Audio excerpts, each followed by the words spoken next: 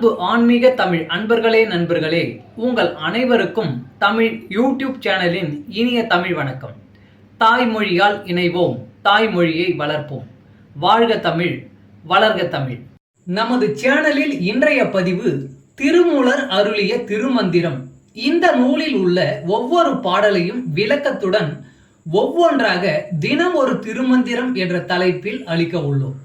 இதனை ஆன்மீக அன்பர்களாகிய நீங்கள் கேட்டு சிவனருள் பெற்று பலன் பெற வேண்டியும், மேலும் இப்பதிவு உங்களுக்கு பிடித்திருந்தால் இப்பதிவிற்கு லைக் மற்றும் ஷேர் செய்தும், அது மட்டுமல்லாமல் இதுவரை இந்த சேனலுக்கு நீங்கள் சப்ஸ்கிரைப் செய்யவில்லை என்றால் இந்த சேனலுக்கு சப்ஸ்கிரைப் செய்து ஆதரவு அளிக்கவும் அன்புடன் கேட்டுக்கொண்டு இப்பதிவினை தொடர்கிறேன்.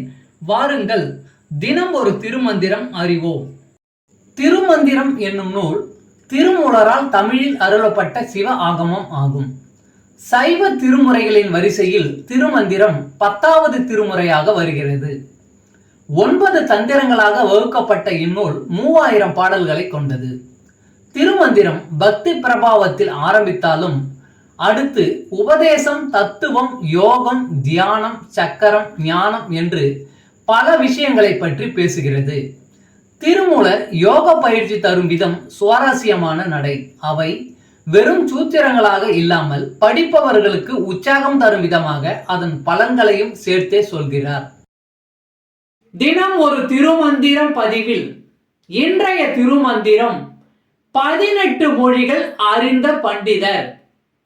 பண்டிதர் ஆவார் 18 பாடையும் கண்டவர் கூறும் கருத்தறிவார் என்க. பண்டிதர் தங்கள் 18 பாடையும் அண்ட முதலான் அறம் சொன்னவாறே. பண்டிதர் ஆவார் 18 பாடையும் கண்டவர் கூறும் கருத்தறிவார் என்க. பண்டிதர் தங்கள் 18 பாடையும் அண்ட முதலான் அறம் சொன்னவாறே. பாடலின் விளக்கம். பண்டிதர் என்பவர் 18 மொழிகளிலும் கூறப்பட்டுள்ள ஆகமங்களின் பொருள் தெரிந்தவராக இருக்க வேண்டும். 18 மொழிகளிலும் பண்டிதர்கள் எழுதிய பொருள் அண்டங்களுக்கு முதல்வனான சிவபெருமானால் என்ன பொருளில் உபதேசிக்கப்பட்டதோ அவ்வாறே இருக்க வேண்டும். தமிழ் அன்பர்களே நண்பர்களே, இன்று தினம் ஒரு திருமந்திரம் என்ற தலைப்பில் திருமூலரின் திருமந்திரம் பாடலை விளக்கத்துடன் தங்களுக்கு அளித்ததில் நான் பெருமை கொள்கிறேன்.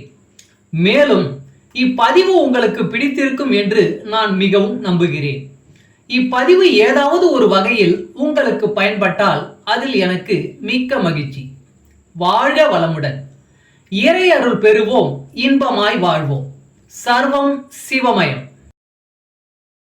அன்பு ஆன்மீக தமிழ் அன்பர்களே நண்பர்களே, இவ்வீடியோ பதிவினை கேட்டு இன்புற்று ஆதரவு அளித்த அனைத்து தமிழ் உள்ளங்களுக்கும் எங்கள் மனமார்ந்த நன்றி.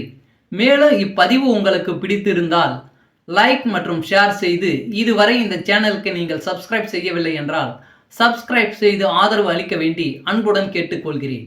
நன்றி.